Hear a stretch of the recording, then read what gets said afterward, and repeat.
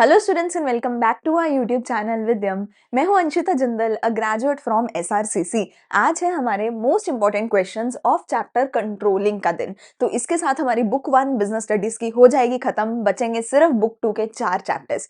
तो कंट्रोलिंग का chapter one of the सबसे स्मॉलेस्ट, सबसे इजीएस्ट चैप्टर है। हार्डली 2 टाइप ऑफ क्वेश्चन इसमें से बनते हैं, उससे ज्यादा कुछ बनता ही नहीं है। सो बहुत ही छोटा सा लेक्चर रहेगा। क्विकली हम पूरे के पूरे चैप्टर का पेपर कर देंगे लीक, ठीक है।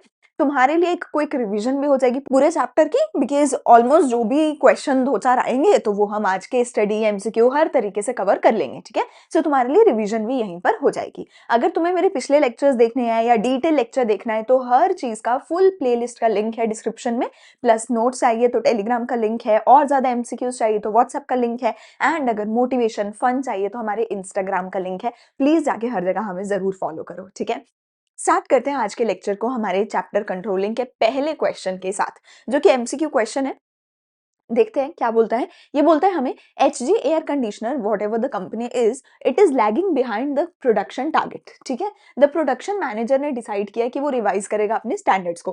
कौन सा स्टेप है कंट्रोलिंग प्रोसेस का, ये हमें बहुत अच्छे से यहाँ पे बताना है। अब कंट्रोलिंग प्रोसेस के एक्रोनियम की सबसे पहले बात करते हैं। हमने बहुत अच्छे अच्छे एक्रोनियम यूज करे हैं, है ना। स्टाफिंग का एक्रोनियम क्या था? एक रात से पहले तुम पढ़ाई पूरी करो। सिलेक्शन का एक्रोनियम क्या था? पहले से एक रात से मैं जाग चुका, है ना। बहुत अच्छे एक्रोनियम्स हमने बनाए हैं। तो इसका एक्रोनियम क्या होगा? या तो तुम शॉर्ट में अगर याद कर सकते हो तो एसएम कैट है इसका एक्रोनियम, ठीक है। अगर वो नहीं कर सकते तो मेरे पास बहुत अच्छा एक्रोनियम है। वो क्या है? मुझे सर मुझे कंट्रोलिंग सर मुझे कंट्रोलिंग आती थी। सर आपसे पूछे क्या बेटा आपको कंट्रोलिंग का चैप्टर आता था, कंट्रोलिंग का प्रोसेस आता था? हाँ सर मुझे कंट्रोलिंग आता था, हाँ सर मुझे कंट्रोलिंग आती थी, ठीक है व्हाटएवर। तो ये हमारा बहुत अच्छा सा एक्रोनियम है। मेरी कोशिश रहती है कि मैं एक्रोनियम इस तरीके से बनाऊं कि वो आपको जो चीज है उसी से रिलेट हो जाए, या फिर 2-3 एक्रोनियम आपस में रिलेट हो जाए, सो दैट आपको बहुत सारी चीजें याद करनी आसान हो एक स्टोरी लाइन बना के। तो कंट्रोलिंग का ही प्रोसेस क्या है? सर मुझे कंट्रोलिंग आता था, ठीक है ना। तो इसमें से एसएमसीएटी है, इसमें से बोला है कि उसने सोचा है कि वो रिवाइज करेगा अपने स्टैंडर्ड्स को। तो अगर उसने सोचा है कि रिवाइज करेगा स्टैंडर्ड्स को, इसका मतलब स्टैंडर्ड पहले से बने हुए थे।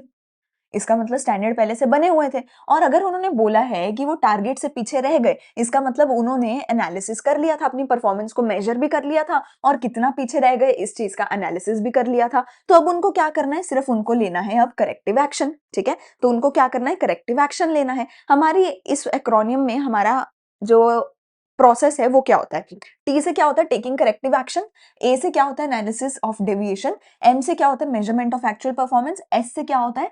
सेटिंग द परफॉर्मेंस स्टैंडर्ड, ठीक है। और सी से हमारा क्या होता है? Comparing the standards with the actual performance. So हम क्या कर रहे हैं? सबसे पहले हम अपने स्टैंडर्ड सेट करते हैं कि मेरे को तो 90% मार्क्स लेके आने हैं।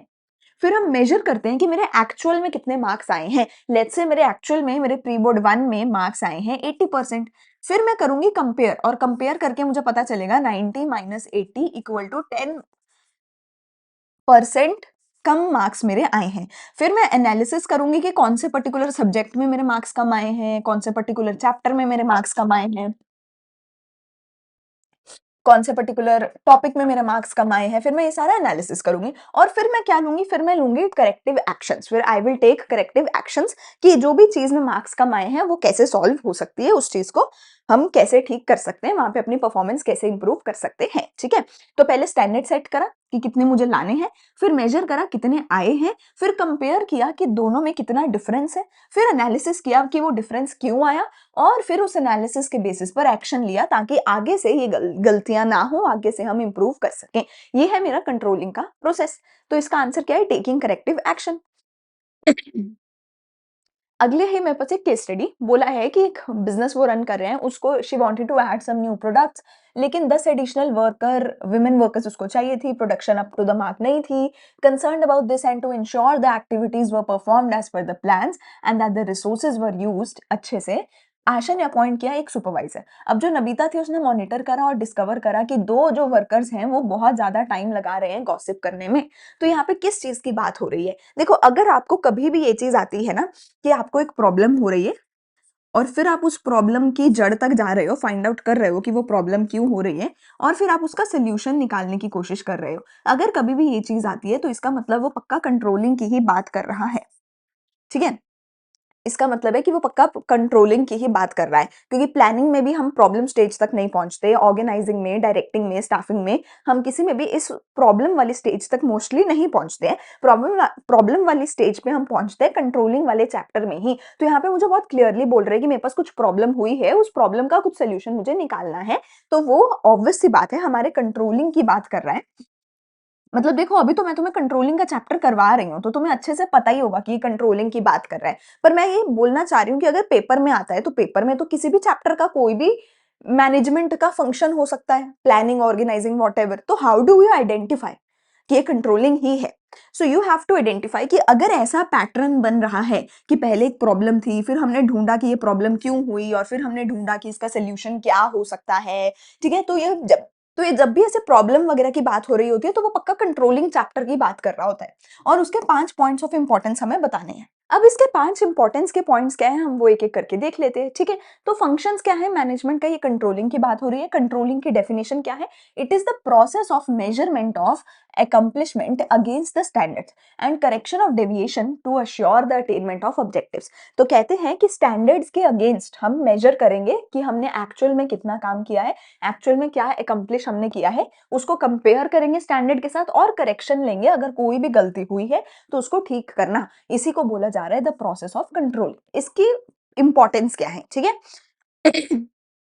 तो पहली मेरे पास आती है कि इसकी वजह से हम ग्रुप के गोल्स पूरे कर सकते हैं। अब गोल्स वाली चीज़ तो मैं तुम्हें पहले चैप्टर से बोलती आ रही हूँ, जब हमने मैनेजमेंट के वो करी थी जीएमपी जीसीआईडी, है ना? तो उसमें भी हमने किया था, गो mummy papa go to CID करा था ना, उसमें भी हमने किया था। सबसे पहले क्या होता है, goal oriented management. Goal oriented है, प्लानिंग, ऑर्गेनाइजिंग, डायरेक्टिंग, सब कुछ गोल ओरिएंटेड है, सब कुछ गोल पूरे करने में मदद करती है। सो कंट्रोलिंग कैसे पीछे रह जाएगा? ऑब्वियसली कंट्रोलिंग भी आपको गोल्स पूरा करने में मदद करेगा, ठीक है ना?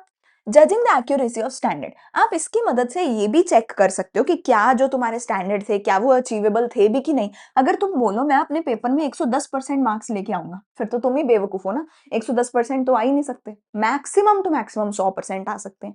अरे तुमने स्टैंडर्ड ही गलत रखा है। अगर तुम स्टैंडर्ड ही गलत सेट करोगे तो ऑब्वियस सी बात है तुम उसको कभी अचीव भी नहीं कर पाओगे, ठीक है ना? तो अगर तुम कंट्रोल नहीं करोगे तो तुम्हें तो लगेगा हमेशा कि मैं नहीं कर पा रहा, नहीं कर पा रहा। पर जब कंट्रोलिंग की स्टेज पे जाओगे तभी तो देखोगे कि अरे मैंने तो स्टैंडर्ड ही गलत गलत सेट कर रखा था, ये तो अचीवेबल ही नहीं है, ठीक है ना? तो N efficient control system helps in verifying कि जो हमारे स्टैंडर्ड जो हमने सेट करे हैं क्या वो सही है भी या नहीं, ठीक है? Making efficient use of resources, resources को सही से भी तभी यूज करोगे ना जब कंट्रोल कर रहे हो, जब चेक कर रहे हो कि हाँ सब सही चल रहा है कि नहीं, कहीं कोई गलती तो नहीं हो रही है, कहीं कोई पीछे तो नहीं रह गया, कहीं किसी ने अपना गोल पूरा नहीं किया, किसी ने स्टैंडर्ड्स के अकॉर्डिंग काम नहीं किया, किसी ने with in the time limit काम नहीं किया। पहले वो चीज को कंट्रोल करना पड़ता है, चेक करना पड़ता है, और फिर जब पता चलता है कि हाँ गोल पूरा नहीं हुआ, हाँ स्टेप्स सही से नहीं लिए गए, फिर करेक्टिव एक्शन लेते हो और रिसोर्सेज को सही तरीके से यूज करते हो, ठीक है? एम्प्लॉय की मोटिवेशन को इंप्रूव करना, देखो बेटा मैं तुम्हें एक चीज सही बताती हूँ, हम किसी को कितना भी पैसा दे लें, लेकिन स्टिल पैसे के साथ साथ मोटिवेशन बहुत जरूरी होती है उस इंसान के लिए, ठीक है? अगर मैं भी एक एम्प्लॉय रखती हूँ और उसे बोलती हूँ कि ले भैया तेरे को 1 महीना ये काम करना है, 1 महीने बाद में तेरे को पैसा दे दूंगी, और फिर 1 महीना उसको चेक ही ना करूं, 1 महीना देखूं ही ना कि उसने क्या किया है क्या नहीं किया, तो वो एम्प्लॉय नहीं काम कर पाएगा अच्छे से। मेरे को नॉट जस्ट ये कि काम दे दिया पैसा दे दिया बस नहीं, तुम्हें हर वक्त जा मतलब नॉट ऐसा नहीं कि हर मिनट उसके ऊपर ही बैठे हो, बट हर थोड़ी थोड़ी देर बाद, 1 दिन 2 दिन बाद जाके देखना पड़ेगा कि क्या काम सही से हो रहा है या नहीं हो रहा है, क्या कहीं कोई प्रॉब्लम तो नहीं है, क्या सब सही से चल रहा है कि नहीं। और उसी से एम्प्लॉय को भी मोटिवेशन आएगी कि हाँ यार मेरा काम चेक होता है, हाँ यार मेरे ऊपर सुपरविजन रखी जाती है, हाँ मेरे को जो है करेक्टिव एक्शन लेने को बोला जाता है, ठीक है ना, मेरी परफॉर्मेंस का एनालिसिस किया जाता है, तभी एम्प्लॉय भी अच्छे से काम करता है, वरना वो भी अच्छे से काम नहीं करेंगे, मोटिवेट नहीं होंगे। ऑर्डर एंड डिसिप्लिन रहता है, अगेन एज आई सेड कि जब तुम ध्यान रखोगे कि गलती तो नहीं हो रही, गलती हो रही है तो करेक्टिव एक्शन लिया जाए, डिसिप्लिन रखा जाए, एनालिसिस करी जाए परफॉर्मेंस की, उसको कंपेयर किया जाए स्टैंडर्ड के साथ, तभी लोग अच्छे से काम करेंगे। वरना कोई कुछ भी करता रहे, किसी को फर्क ही नहीं पड़ेगा तुमने स्टैंडर्ड क्या सेट किया है, ठीक है ना? Facilitating coordination in action, and coordination भी अच्छे से होती है। ऑब्वियस सी बात है, तुम अच्छे से ध्यान रख रहे हो कि भैया 90% मैंने स्कोर करना है, 90% के लिए इतनी डेट तक इतना सिलेबस होगा, इस दिन ये चैप्टर होगा, इस दिन ये चैप्टर होगा, अच्छे से कोऑर्डिनेट करके चल रहे हो। वरना पता ही नहीं है कब क्या किया है, कब क्या नहीं किया, ये तक याद नहीं रहेगा कि ये चैप्टर कब किया था आखिरी बार, ये चैप्टर आता है कि नहीं आता, ये भी याद नहीं रहेगा। तो उस सब चीज के लिए कंट्रोलिंग बहुत जरूरी है। तुम बार बार पीछे जाके देखो कि हाँ ये स्टैंडर्ड था, ये किया है, ये स्टैंडर्ड था, ये हुआ है, ठीक है ना। तो कंट्रोलिंग से ये सारी चीजें होती हैं, कंट्रोलिंग इंपॉर्टेंट है इन सब चीजों के लिए, ठीक है। इंपॉर्टेंस ऑफ कंट्रोलिंग हमने कर लिए। Relationship between planning and controlling की हमें बात करनी है। तो बोला जाता है प्लानिंग एंड कंट्रोलिंग दोनों ही फॉरवर्ड लुकिंग भी है, दोनों ही बैकवर्ड लुकिंग भी है, एंड ये दोनों एक दूसरे के बिना काम नहीं कर सकते।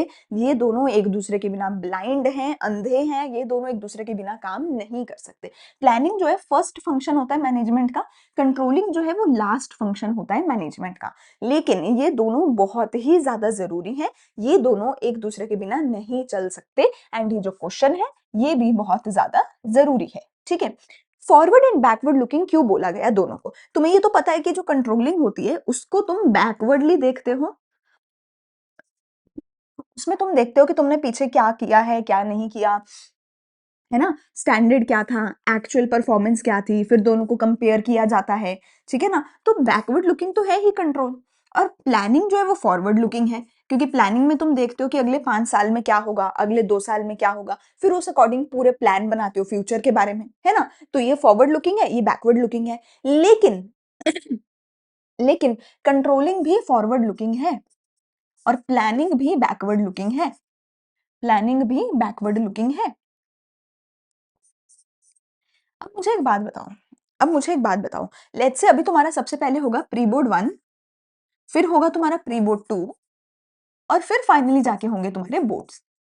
तुमने सबसे पहले एक प्लान बनाया कि मैं प्री बोर्ड 1 जो है दिसंबर में दूंगा, प्री बोर्ड 2 जो है जनवरी में दूंगा, लेट्स से इसके बीच में मेरा 1 महीने का गैप है, और फिर इनके बीच में भी 1 महीने का गैप है, ठीक है। तुमने प्लान बनाया कि प्री बोर्ड 1 में मैं 90% मार्क्स लेके आऊंगा, ठीक है। अब तुम्हारे प्री बोर्ड 1 में जो भी तुमने सोचा है कि 90% लाऊंगा, जरूरी तो नहीं है कि 90% आ जाएंगे, जरूरी तो नहीं है ना। 80 भी आ सकते हैं, 70 भी आ सकते हैं, फेल भी हो सकते हो, 100 भी आ सकते हैं, कुछ भी हो सकता है। तो जो तुमने प्री बोर्ड 1 में किया होगा, जो प्रदर्शन दिखाया होगा, उसके बेसिस पे ही तो प्री बोर्ड 2 के लिए प्रिपेयर करोगे, उसके बेसिस पे ही तो प्री बोर्ड 2 के लिए प्रिपेयर करोगे। तो पहले प्री बोर्ड 1 दोगे, उसमें जो भी स्कोर तुमने सोचा था, 90% सोचा था, वो दिमाग में रख के प्री बोर्ड 1 की तैयारी करोगे, दे के आओगे, और फिर जो एक्चुअल स्कोर आएगा, लेट्स से 80%, जो एक्चुअल स्कोर आएगा, फिर उसके बेसिस पर ही तो प्री बोर्ड 2 की तैयारी शुरू करोगे। ऐसा थोड़ी है कि ये देख ही नहीं रहे हो और सीधा प्री बोर्ड 2 की तैयारी शुरू कर दी, ऐसा तो नहीं करोगे। सो अगर तुम्हें आगे के लिए प्लानिंग करनी है तो उसके लिए पिछले वाले को कंट्रोल करना जरूरी है। अगर पिछले वाले को कंट्रोल ही नहीं किया, देखा ही नहीं कि 90 सोचा था 80 आया है, अगर ये कंट्रोल किया ही नहीं, तो आगे वाले के लिए प्लानिंग कर ही नहीं पाओगे, आगे वाले के लिए प्लानिंग कर ही नहीं पाओगे। तो जब भी तुम कंट्रोलिंग करते हो, जब भी तुम कंट्रोलिंग करते हो, तुमने कंट्रोलिंग करी और तुम्हें पता चला कि तुम्हारे मार्क्स 10% कम आए हैं, तो उसके अंदर जो करेक्टिव एक्शन तुम लोगे, उसके अंदर जो करेक्टिव एक्शन लोगे, जो लास्ट स्टेप होता है कंट्रोलिंग का, वो करेक्टिव एक्शन आगे के लिए ही तो ले रहे हो, ताकि आगे से वो गलतियां ना हो। और अगर आगे के लिए कोई भी प्लान बनाना है, अगर प्री बोर्ड 2 के लिए कोई भी प्लान बनाना है, तो पहले बैकवर्ड, पहले पीछे देखना पड़ेगा, पिछले 80% की तरफ देखना पड़ेगा। प्री बोर्ड 2 का कोई भी प्लान बनाओगे तो पहले पीछे देखोगे, पहले पीछे देखोगे कि पीछे क्या गलतियां हुई हैं, और उसी के बेसिस पे फॉरवर्ड का प्लान बनाओगे, ठीक है। तो प्लानिंग क्या करता है, आगे का प्लान बनाता है, इसलिए फॉरवर्ड लुकिंग है, पर पीछे वाले को देखकर प्लान बनाता है, तो इसलिए बैकवर्ड लुकिंग है। कंट्रोलिंग क्या करता है, कंट्रोलिंग क्या करता है, बैकवर्ड लुकिंग है, क्योंकि पीछे वाले के साथ कंपैरिजन करता है, कंट्रोलिंग बैकवर्ड लुकिंग है क्योंकि वो पीछे वाले के साथ कंपैरिजन करता है, पर पीछे वाले के साथ कंपैरिजन करके आगे के लिए करेक्टिव एक्शन लेता है। तो इसलिए कंट्रोलिंग भी बैकवर्ड लुकिंग भी है और फॉरवर्ड लुकिंग भी है, क्योंकि वो पीछे देखता है, कंपेयर करता है और फिर आगे के लिए करेक्टिव एक्शन लेता है। सो ये दोनों ही चीजें, प्लानिंग एंड कंट्रोलिंग, दोनों ही बेटा फॉरवर्ड लुकिंग भी है और दोनों ही बैकवर्ड लुकिंग भी है।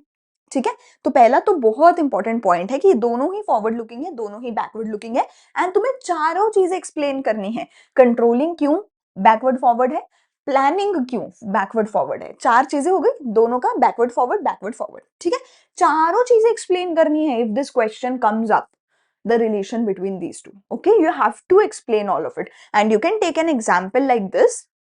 ठीक है, एग्जाम्पल के बेस पे कर सकते हो या फिर बिना एग्जाम्पल के जस्ट एक एक दो दो लाइन लिख कर सकते हो, but you have to explain it. ठीक है, अगली बात आती है कि अगर आप प्लान नहीं बनाओगे तो कंट्रोल किसको करोगे भैया? Controlling is blind without planning. Controlling is blind without planning.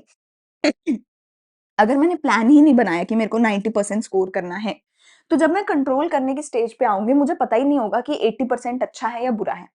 ठीक है, ऐसे ही अगर मैं कंट्रोल ही नहीं करूंगी तो मैं आगे का प्लान ही नहीं बना पाऊंगी, क्योंकि मुझे पता ही नहीं पहले मैंने क्या गुल खिलाए हैं, पहले मैं कितने पानी में थी मुझे वो तो पता ही नहीं, पीछे का प्रदर्शन तो मुझे पता ही नहीं, फिर मैं आगे के लिए प्लान भी नहीं कर पाऊंगी। तो ये दोनों एक दूसरे के बिना अधूरे हैं, ये पॉइंट भी आप लिख सकते हो। ठीक है, आगे चले, अगला है एजर्शन रीजन। एक गुड कंट्रोल सिस्टम मोटिवेट करता है एम्प्लॉइज को, ये हमने अभी बोला है कि हाँ ये सच है और ये इंपॉर्टेंस है कंट्रोलिंग की। रीजन क्या है, ये इंश्योर करता है कि जो एम्प्लॉइज हैं उनको एडवांस में पता है कि उनसे क्या एक्सपेक्ट किया जा रहा है, स्टैंडर्ड्स क्या है और उनको किस बेसिस पे अप्रेजल मिलेगा। मतलब हाँ, बिल्कुल सही रीजन है, एजर्शन भी ट्रू है, रीजन भी ट्रू है और ये एक बिल्कुल करेक्ट रीजन है। आप इसमें बिकॉज लगा के देखो तो आपको समझ आएगा कि ये बिल्कुल करेक्ट रीजन है। ठीक है, क्योंकि जो एजर्शन है वो बोलता है कि भैया अगर तुम अच्छे से कंट्रोल करोगे तो एम्प्लॉय मोटिवेट रहेगा। क्यों मोटिवेट रहेगा? क्योंकि एम्प्लॉय को पता होगा कि उसको क्या काम करना है, उससे क्या एक्सपेक्ट किया जा रहा है, क्या स्टैंडर्ड है परफॉर्मेंस के और कितना करने पे उसको अप्रेजल मिलेगा। तो जब उसको सारा कुछ पहले से पता होगा तो वो ऑब्वियसली मोटिवेट होगा। तो दोनों चीजें बिल्कुल सत्य वचन है और ये करेक्ट एक्सप्लेनेशन भी है। आगे चलो, कौन सा फंक्शन ऑफ मैनेजमेंट है? फिर से अगर मुझे ऐसा बोला गया होगा कि कोई प्रॉब्लम है, फिर हम उस प्रॉब्लम का कुछ एनालिसिस कर रहे हैं कि हाँ वो प्रॉब्लम क्यों हुई, कैसे हुई, ठीक है, और फिर उसके बेसिस पे हम कुछ कंट्रोल कर रहे हैं। अगर ये चीज है तो ऑब्वियस सी बात है कि वो प्लानिंग कंट्रोलिंग की बात कर रहे हैं। ठीक है, तो कहते हैं एक होलसेलर है, उसने एक स्टैंडर्ड टारगेट सेट किया। अब स्टैंडर्ड वर्ड सुनते ही ना मुझे समझ आ रहा है कि कंट्रोलिंग की बात है, क्योंकि कंट्रोलिंग में स्टैंडर्ड सेट करे जाते हैं। ड्यूरिंग द फर्स्ट वीक उसने असेंबल किया इतना, ऑन इन्वेस्टिगेशन ये पता चला कि वेरिएशन थी in the assembly of kits due to regular supply of helmets. फिर से हमारे पास पहले कुछ स्टैंडर्ड्स थे, फिर उन स्टैंडर्ड्स के अकॉर्डिंग काम नहीं हुआ, कुछ प्रॉब्लम आई है। ठीक है, तो ऑब्वियस सी बात है यहाँ पे कंट्रोलिंग की बात हो रही है और कंट्रोलिंग का हमारा प्रोसेस क्या है, एसएम कैट। तो सबसे पहले हमने स्टैंडर्ड सेट करे हैं कि 100 किट्स होनी चाहिए एक दिन की। फिर हमने मेजर किया है एक्चुअल परफॉर्मेंस को कि सिर्फ 92 से 96 किट्स ही एक दिन की रखी जा रही थी, और फिर उन्हें हमने जो है कंपेयर किया है कि हाँ एक वेरिएशन आया है, एक वेरिएशन आया है, हमने सही से जो है असेंबली वगैरह नहीं करी है। ठीक है, और फिर हमने उसके बाद एनालिसिस भी किया है। हाँ, हमने उसके बाद एनालिसिस भी किया है कि ऐसा क्यों है, क्योंकि इरेगुलर सप्लाई ऑफ हेलमेट है, इस वजह से हमने ये हमारा काम सही से नहीं हुआ। तो हमने पहले चारों ही स्टेप्स यहाँ पर करके दिखाए हैं। ठीक है, पांचवा स्टेप क्या होगा, टेकिंग करेक्टिव एक्शन होगा, पर उसकी बात हमारे केस स्टडी में नहीं करी गई है। ठीक है, अगला क्वेश्चन मेरे पास आता है, planning and controlling are inseparable twins of management, explain with the help of 3 points. अब ये जो क्वेश्चन है ये मैंने यहाँ पे क्यों डाला था, मैंने इसीलिए डाला था ताकि मैं तुम्हें ये दिखा सकूं कि क्वेश्चन की वर्डिंग कैसे अलग हो सकती है। हमें पहले क्वेश्चन ने स्ट्रेट फॉरवर्ड बोला था कि इनके बीच का रिलेशन बताओ, लेकिन अब जरूरी नहीं है कि वो स्ट्रेट फॉरवर्ड यही बोल दे कि इनके बीच का रिलेशन बताओ, इसकी अलग अलग वर्डिंग हो सकती है। जैसे इस बार हमें क्या लिखा गया है कि ये दोनों इनसेपरेबल ट्विन्स है, और हमें क्या लिखा आ सकता है कि वो दोनों ही फॉरवर्ड लुकिंग भी हैं, दोनों ही बैकवर्ड लुकिंग भी हैं। और हमें क्या आ सकता है कि वो एक दूसरे के बिना ब्लाइंड है, ये है वो है। इस तरीके से अलग अलग वर्डिंग लिखी आ सकती है सेम ही क्वेश्चन की। क्वेश्चन का मतलब तो यही है कि तुम्हें ये बताना है कि ये इनके बीच का रिलेशन क्या है। लेकिन जो भी वर्डिंग लिखी होगी तुम्हें क्वेश्चन को स्टार्ट उस तरीके से करना है। इसमें मैं बोलूंगी yes it is true that planning and controlling are inseparable twins of management. Yes planning and controlling are both forward and backward looking. Yes I agree that they are blind without each other. तो जो भी question में तुम्हें statement लिखी होगी तुम्हें शुरू उससे करना है। आगे जो तुम्हें पॉइंट्स एक्सप्लेन कर रहे हो वहां पे वो सेम ही रहेगा कि दोनों फॉरवर्ड लुकिंग है, दोनों बैकवर्ड लुकिंग है, they are blind without each other, they can't function without each other, controlling के बेस पे ही प्लानिंग होती है, प्लानिंग के बेस पे ही कंट्रोलिंग होती है, स्टैंडर्ड सेट किए जाते हैं, एक्चुअल परफॉर्मेंस को मेजर किया जाता है। वो सब तो वही सेम चीज एक्सप्लेन करनी है। There is nothing different that you have to explain, but the way you explain it depends on की क्वेश्चन की क्या वर्डिंग है। तो यहाँ पर अगर क्वेश्चन की वर्डिंग है that they are this, so I will start with yes I do agree with the statement that they are inseparable twins of management। मैं ऐसे शुरू करूंगी। अगर वर्डिंग आती कि वो दोनों फॉरवर्ड बैकवर्ड है तो yes I agree with the statement कि वो ऐसा है। एंड फिर कंक्लूजन में भी वही लिखूंगी, hence we can say that they are twins. ठीक है, हेंस वी कैन से कि इनका ऐसा रिलेशन है, वट है। अगर मैं बीच में भी कहीं पॉइंट में डाल सकती हूँ कि दे आर ट्विंस बिकॉज वो दोनों एक दूसरे के बिना रह नहीं सकते, ठीक है, कहीं अगर बीच में डाल सकूं तो डाल दो, पर मेन कंटेंट वही सेम रहेगा, है ना। मेन जो है बेस तो नींव तो वही रहेगी। अब तुम ऊपर डिजाइन अलग लगा देना बस, डिपेंडिंग अपॉन द क्वेश्चन। ठीक है, अगला मेरे पास आता है, अच्छा सॉरी सीपीसी और एमबीई, ये हमारा बहुत इंपॉर्टेंट क्वेश्चन है, इसके बारे में थोड़ी सी बात कर लेते हैं। चलो तो रब कर दिया है मैंने सारा। तो एक बार देखते हैं क्रिटिकल पॉइंट कंट्रोल और एमबीई इन दोनों में क्या डिफरेंस होता है। ठीक है, जब हम अपना कंट्रोलिंग का प्रोसेस कर रहे होते हैं, हम कंट्रोलिंग के प्रोसेस में देखते हैं भैया कि हमसे क्या गलती हुई, कहाँ गलती हुई, और फिर उसके बेसिस पे हम एनालिसिस करते हैं। ठीक है, एनालिसिस हम दो तरीके से कर सकते हैं, सीपीसी और एमबीई, इन दोनों में से किसी भी एक तरीके से कर सकते हैं। दोनों काफी ज्यादा सिमिलर हैं, इसलिए बच्चों को काफी बार कंफ्यूजन होता है कि इनमें डिफरेंस क्या है। मैं पहले तुम्हें कीवर्ड्स बता देती हूँ। इसमें तुम्हें लिखना है KRAs के ऊपर फोकस किया जाता है, विच आर की रिजल्ट एरियाज। ठीक है, और इसमें तुम्हें लिखना है कि सिग्निफिकेंट डेविएशंस के ऊपर फोकस किया जाता है, सिग्निफिकेंट डेविएशंस के ऊपर फोकस किया जाता है। मतलब सिंपलेस्ट भाषा में अगर मैं तुम्हें बोल के समझा सकूं, ये तो चलो कीवर्ड हो गए कि ये तो तुम्हें पेपर में लिख के आना है, ये तो वो कीवर्ड है जो तुम्हें रट्टा मारने पड़ेंगे। ठीक है, अगर समझाने की बात करूं सिंपलेस्ट ऑफ भाषा में, तो सीपीसी जो है वो ये बताता है तुम्हें कि तुम्हें कहां पे ध्यान देना है, और ये बताना है, ये बताता है कि तुम्हें कब ध्यान देना है। वेयर एंड वेन में डिफरेंस तो समझते हो ना। ये कहता है कि तुम्हें कहाँ ध्यान देना है, ये कहता है कि तुम्हें कब ध्यान देना है। तुम्हें मतलब मैनेजर को, ये कहता है कि मैनेजर को सिर्फ वहीं पे ध्यान देना है जो बहुत ही जरूरी एरियाज है। फॉर एग्जाम्पल यार, अगर मेरा अगर स्कूल है या फिर अगर मेरा एजुकेशनल बिजनेस है, तो मेरे लिए ये इतनी कंसर्न की बात नहीं है कि स्टेशनरी में दो चीजें ऊपर आ गई कि नीचे आ गई, मेरे लिए वो कंसर्न की बात नहीं है।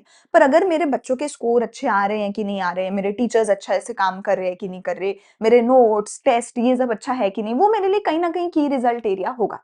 ठीक है, एक आधा कोई बेंच टूट गया, वो इतना की रिजल्ट एरिया नहीं है। एक आधा कोई स्टेशनरी का माल ऊपर नीचे हो गया, थोड़ी बहुत कुछ बिजली पानी की दिक्कत हो गई, वो छोटी मोटी प्रॉब्लम्स हैं, वो मेरे लिए एक मैनेजर के लिए की रिजल्ट एरिया नहीं है। की रिजल्ट एरिया क्या हो सकता है कि बच्चों के मार्क्स कितने आ रहे हैं, बच्चे रिपीट कर रहे हैं मेरे पास, दोबारा आ रहे हैं 12th में कि नहीं आ रहे हैं, है ना, बच्चे अपने दोस्तों को बुला रहे हैं कि नहीं, वॉट एवर है।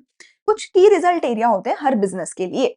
कहते हैं कि मैनेजर को सिर्फ उन की रिजल्ट एरियाज पर ही फोकस करना चाहिए, बाकी छोटी मोटी चीजों पर नहीं फोकस करना चाहिए। क्योंकि अगर बिजली पानी से लेके सेल्स तक हर चीज एक मैनेजर मैं अकेले ही करने लग जाऊंगी, तो मैं किसी भी चीज को अच्छे से कंट्रोल नहीं कर पाऊंगी। So manager only and only has to focus where on the key result areas. ये कहता है कि कब करना चाहिए, ये कहता है कि कब करना चाहिए। अब देखो उसमें भी ये हो सकता है कि यार जरूरी तो नहीं है कि बच्चे हर बार 100% ही लाएंगे। कभी 90 भी ला सकते हैं, कभी 80 भी ला सकते हैं, कभी फेल भी हो सकते हैं, ठीक है।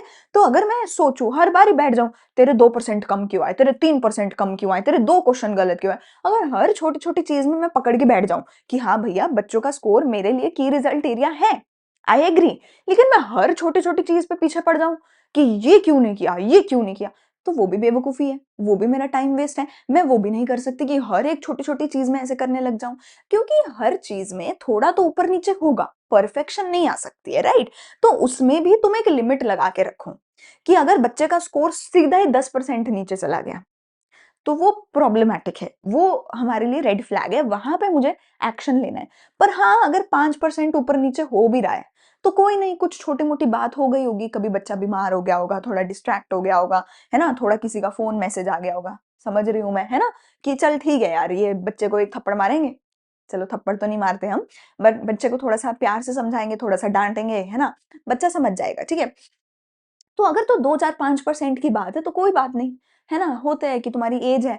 पर अगर सीधा ही बच्चे का 10% 15% का डाउनफॉल आ रहा है तो वहां पे फिर बड़ी दिक्कत है, वहां पे बड़ी प्रॉब्लम है। तो ये कहता है कि तुम्हें कब स्टेप इन करना है और कब कंट्रोल करना है, कब करेक्टिव एक्शन लेना है, ये कहता है कहाँ पे लेना है। तो ये कहता है कि मैनेजर को सिर्फ की रिजल्ट एरियाज पर ही फोकस करना है, इंपॉर्टेंट चीजों पर ही फोकस करना है। ये कहता है कि मैनेजर को सिर्फ तभी फोकस करना है जब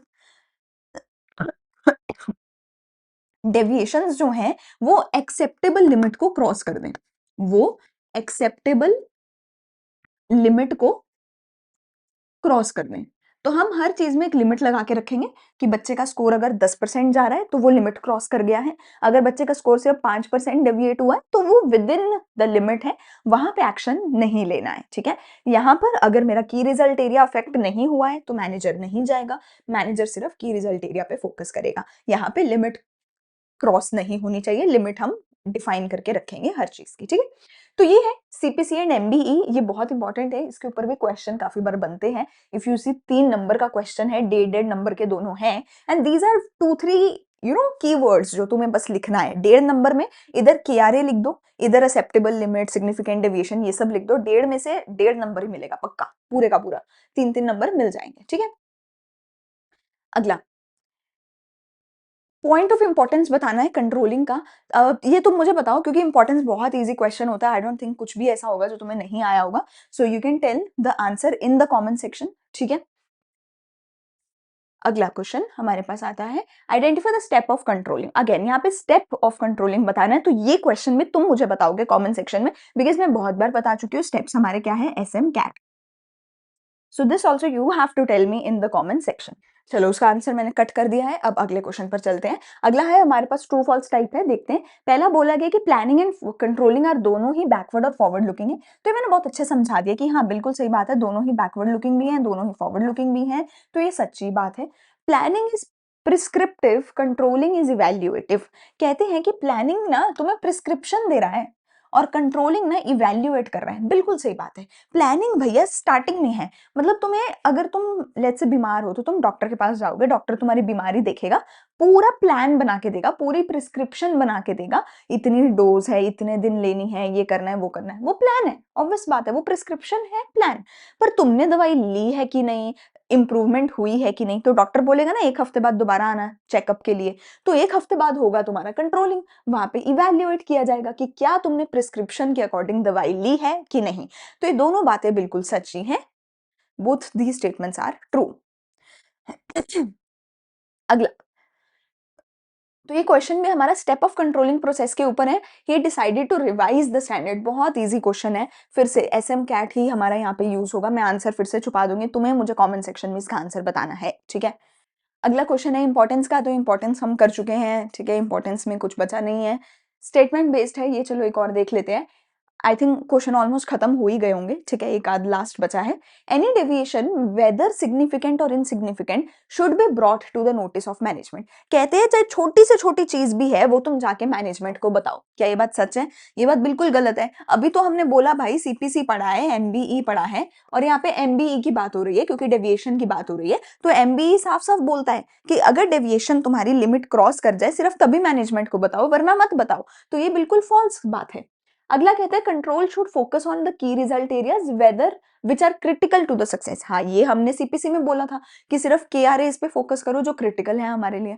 तो दूसरी बात सच्ची है, पहली बात झूठी है। ठीक है, अगला है इंपॉर्टेंस। अगेन इंपॉर्टेंस वगैरह तुम खुद से मुझे बताओ। ठीक है, अगेन इंपॉर्टेंस है तो इंपॉर्टेंस का आंसर तुम खुद से मुझे करो कमेंट सेक्शन में, बिकॉज ये बहुत इजी क्वेश्चंस हैं। ठीक है, एंड यहाँ पे हमारा जो है लेक्चर भी होता है खत्म, आखिरी क्वेश्चन है ये हमारे पास। सो अगर कोई भी डाउट है तुम कमेंट सेक्शन में पूछ सकते हो। चार मैंने आई थिंक तुम्हें दिए हैं होमवर्क के लिए, तो मुझे उनका आंसर टाइम स्टैम्प के साथ तुम बताओ कमेंट सेक्शन में।